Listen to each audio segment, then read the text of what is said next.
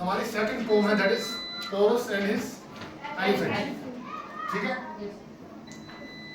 देखें इसमें आपको टेक्स्ट का पढ़ना जो है, जो हमारा टेक्स्ट बुक है, इसमें टेक्स्ट का पोम में पढ़ना बहुत जरूरी है। क्यों?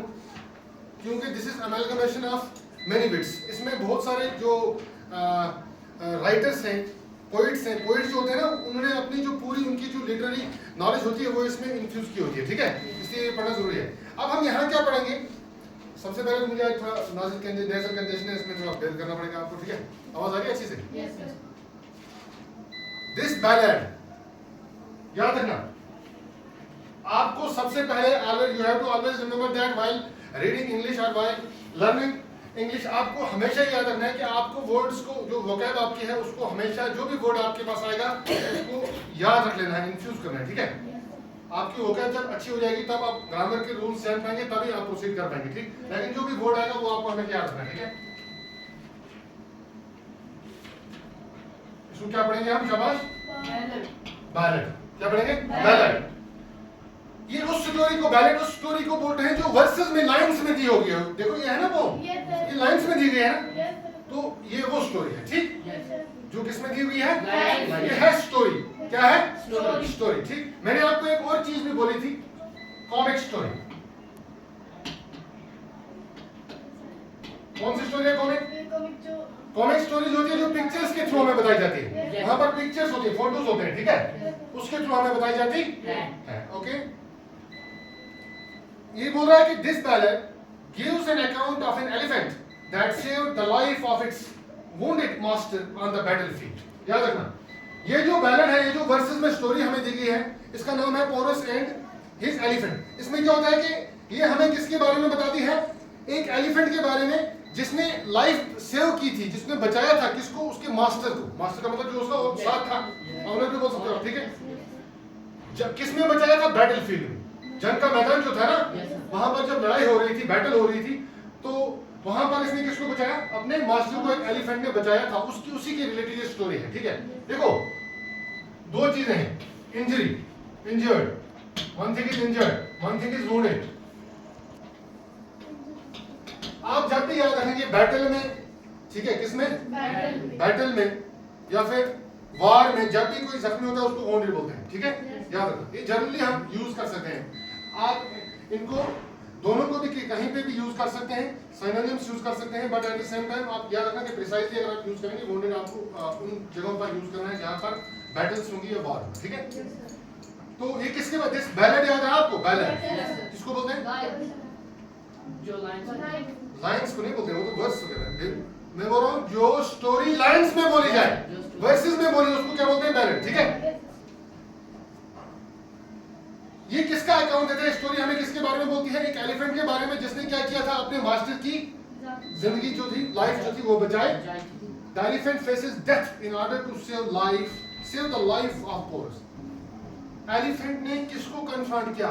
उसने एम्ब्रेस कर लिया डेथ को, मरना उसने पसंद कर लिया, लेकिन उसने अपने जो मास्टर उसका था, पोरस जो था, उसकी लाइफ को मतलब उसको मरने नहीं दिया, उसकी लाइफ को बचाया। ठीक है, it shows exemplary loyalty and courage। देखें, कोई चीजें ऐसी होती हैं, मैं बोलूंगा एक चीज यहां पर आप देखते जाना, एपिटोमी। एपिटोमी किसको बोलते हैं? Perfect example of something. याद रखना, किसको बोलते हैं? Example of something. याद रखना बेटा। ठीक है, देखो ये आप बाद में लिख लेना, पहले ध्यान दें। एपिटोमी किसको बोलते हैं? इसको पढ़ते किस तरह से? प्रोनाउंसिएशन क्या है इसकी? एपिटोमी। This is epitome. ठीक, एपिटोम नहीं, epitome. This is perfect example of something. मैं बोलूंगा फॉर एग्जांपल, जब आपकी यहाँ पर जो अल्लाह ताला जन्नत फुज़ा करे, बुरहाना साहब जो थे, बुरहाना साहब was an epitome of what? Epitome of leadership, मतलब परफेक्ट एग्जांपल थी लीडरशिप। समझे बात? ठीक है, तो इस तरह से हम आगे चलेंगे। मैं बोल रहा था कि ये एक लॉयल्टी की, मतलब वफादारी की, है ना, किसी की तरफ जो वफादारी हमारी होती है उसकी, और करेज हो गया, हिम्मत की, जो है एक एग्जांपल थी। किसकी? जो एलिफेंट थी जिसने अपनी जिंदगी किसके लिए दे दी, मौत को एम्ब्रेस कर लिया, किसके लिए? अपने मास्टर की लाइफ को सेव करने के लिए। Animals like the elephant can express their emotions by crying और गैस्पिंग। इसमें गास्पिंग भी आप पढ़ सके, यूके इंग्लिश में गैस्पिंग भी पढ़ सके, ठीक है, गास्पिंग बाय क्राइंग और gasping just as humans do by expressing themselves in words. देखो बेटा, अब इसमें मेन चीज क्या बोल रहा है कि एनिमल्स जो होते हैं लाइक एलिफेंट और जो भी एनिमल्स हैं, they can express their emotions. उनकी इमोशंस होती है ना, उनकी जो इंट्रिंसिक इमोशंस होती है। फॉर एग्जांपल अगर हमारे किसी रिलेटिव को या हमारे किसी अपने सिबलिंग्स को या मदर पेरेंट्स को, ठीक है, या ग्रैंड पेरेंट्स को या फिर रिलेटिव्स को कहीं पर कोई तकलीफ हो जाती है, तो हमारे जो अंदर इमोशंस होते हैं ना, वो क्या हो जाते हैं, बड़े हम सैड फील करते हैं। तो हम उन चीजों को एक्सप्रेस करते हैं। क्या करते हैं? एक्सप्रेस करने का मतलब है दिखाते हैं। कैसे दिखाते हैं? हम बोलेंगे मतलब आवाजारी करना, है ना, करते हैं ना, वर्ड्स में दिखाते हैं उसको ह्यूमंस, क्योंकि हम वर्ड्स का यूज कर सकते हैं। लेकिन एनिमल्स को वर्ड मोहम्मद बेजबान है वो क्या करते हैं, वो अपनी इमोशंस को किसके थ्रू दिखाते हैं? क्राइम या फिर गास्पिंग। गास्पिंग का मतलब क्या है? अगर ऐसे यहाँ से बड़ा पेनफुल जब कोई आवाज होती है ना, हाय नहीं कहता, दैट इज गास्पिंग, ठीक है, समझे बात? तो मैंने आपको पहले ही बोला कि I am confronting with nasal congestion. तो अगर आवाज समझ रहे आप अच्छी तरह से, अगर नहीं है तो you have to bear with me, ठीक है, आप मेरे साथ थोड़ा ध्यान से सुनो, मैं आहिस्ता आहिस्ता बोलूंगा, ठीक है। ये a tale of the days gone by. आते सुने आप एक कहानी। टेल किसको बोलते हैं? एक टेल हो गया टी-आई-एल टेल, दूसरा हो गया टी-आई-एल टेल। ये टेल होगी धूम, ये क्या होगी? कहानी।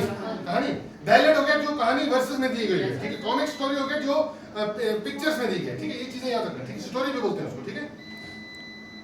आखिर ये कहानी है of the days gone bye. किन दिनों की है? गॉन बाय, जो याद रखना चले गए। इसी तरह से आपको एक वर्ड और यूज करना है इसमें, दैट इज हम यूज करते हैं, हम लिखते हैं कभी कभी हम बोलते हैं गॉन आर द डेज। क्या बोलते हैं? Gone are the days. मैं बोलूंगा कि साकिब का जो फ्रेंड है, Saqib's friend has challenged him, उसने इसको चैलेंज किया है to play a cricket match with him. उसने बोला कि मेरे साथ क्या खेलो, उसने चैलेंज किया इसको। बट साकिब उसको बोलता है कि आपने तो मुझे पिछली बार हराया था, लेकिन gone are the days now, वो दिन चले गए। क्या जब हम ये बोलते हैं ना gone are the days, that means वो दिन चले गए, या फिर डेज गॉन बाय, उसका भी यही मतलब है कि वो उन दिनों की बात है जो क्या हो चुके हैं, चले गए। उसका दूसरा वर्ड क्या फ्रेज क्या यूज कर सकते हैं हम? Gone are the days. आप क्या बोलोगे उसको? Gone are the days when you were the champion of cricket, today I am going to beat you in an ugly manner, ठीक है, क्या बोल सकते हैं, ठीक।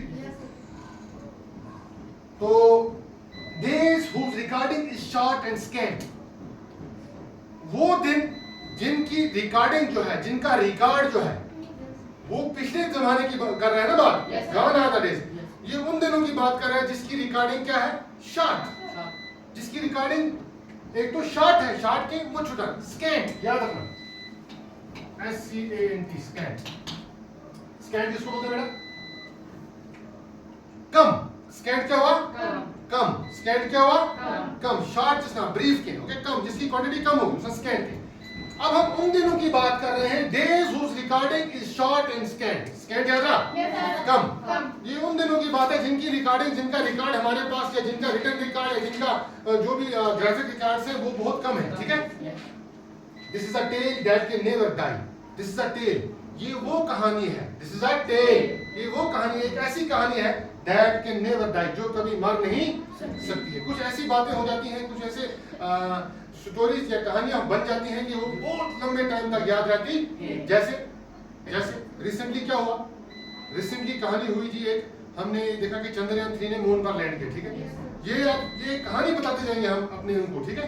ये तो मतलब साइंटिफिक जो भी रिकॉर्ड्स में रहेगा, लेकिन हमारे लिए तो ले पर्सन के लिए तो, या फिर जो हमारे सोसाइटी में ले पर्सन हैं, मतलब आम लोग जो, उनके लिए तो कहानी बन जाएगी ना। वो कहेंगे 2023 में, है ना, एक स्पेस का जो था वो मून पर लैंड हुआ था।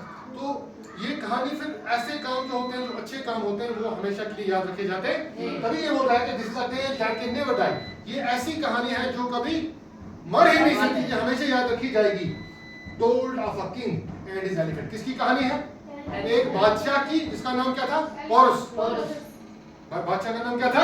ध्यान रखो, क्या नाम था बादशाह का? पोरस। एंड पोरस की एंड हिज अभी किसकी कहानी पढ़ेंगे हम? एक बादशाह जिसका नाम पोरस था एंड हिज एलिफेंट, पोम है, ठीक है।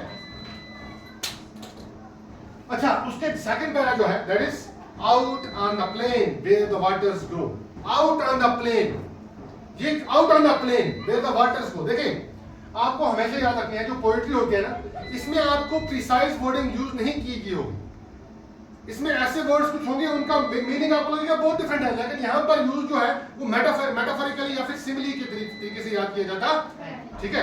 ये भी आप पढ़ेंगे आगे, मेटाफर्स किसको बोलते हैं, सिमिलीज किसको बोलते हैं, ठीक है।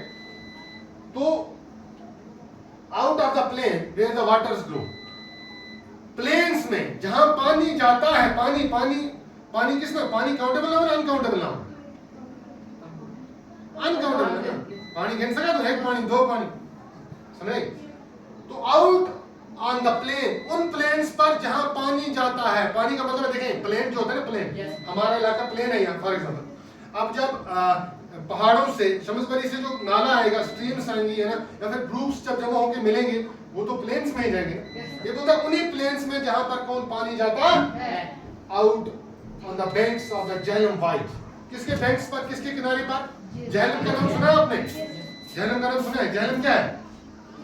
रिवर है ना, जो सेंटर में बैठा सीनियर के में नहीं चलता है, देखा किसी ने? शाबाश। किसके बैंक्स पर, किसके किनारे पर?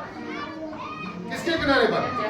झेलम के वाइड किनारे पर, ठीक है, वाइड झेलम के किनारे पर। तो बहुत जिसकी विड्थ बहुत ज्यादा है उसके किनारों पर, सही। Porus the king went to meet his फो।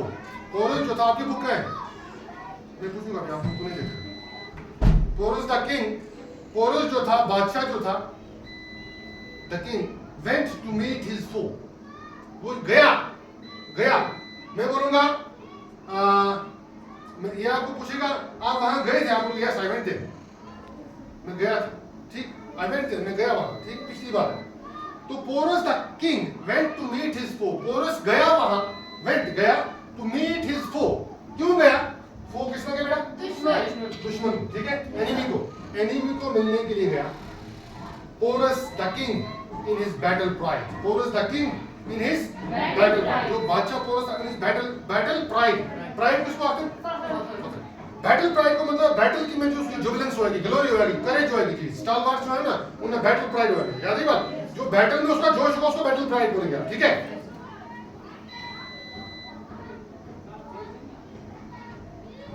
तो ये दो पैराज आपने पढ़ लिए, शाबाश, साकब आ जाओगे, शाबाश।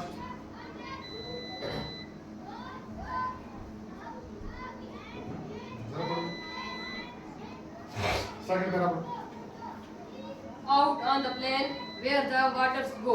देखें, जब आपको पोम पढ़नी होगी ना, पढ़ने में यह है कि अच्छी प्रोनाउंसिएशन करनी है सबसे पहले। यहाँ पर क्या पढ़ेंगे? Out on the plain, out On the plain where the waters go, where the water, यहाँ रुक जाना है, लाइन खत्म होगी, where the waters go, where the waters go, ये मतलब कंटिन्यू नहीं करना, ठीक है। पोम को पढ़ने का थोड़ा एक जो डेकोरम होता है वो मेंटेन रखना है, ठीक है।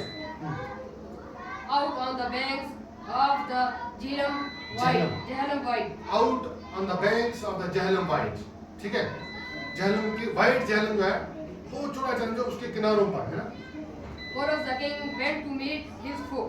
Porous the king went to meet his foe, शाबाश। Porus the king in his battle pride. Porus the king in his Battle pride. Battle pride, शाबाश। अब आपको साकिब बोलेगा कि इनमें से जो वर्ड्स हमने पढ़े, फॉर एग्जांपल मैंने आपको बोला कि टेल किसको बोलते हैं? कहानी को, ठीक है। इनमें से जो वर्ड्स हैं वो आप अंडरलाइन कर लेंगे, और सबसे बड़ी चीज है कि आपको प्रोनाउंसिएशन जो है वर्ड्स की, ठीक है, वो अच्छी तरह से करनी है। दो पैरास पढ़े हैं, ऊपर से आपकी जो इसमें ब्रीफ जो ये इंट्रोडक्शन थी वो भी पढ़ी है, कि आप अच्छी तरह से पढ़ लेंगे, ठीक है, ओके।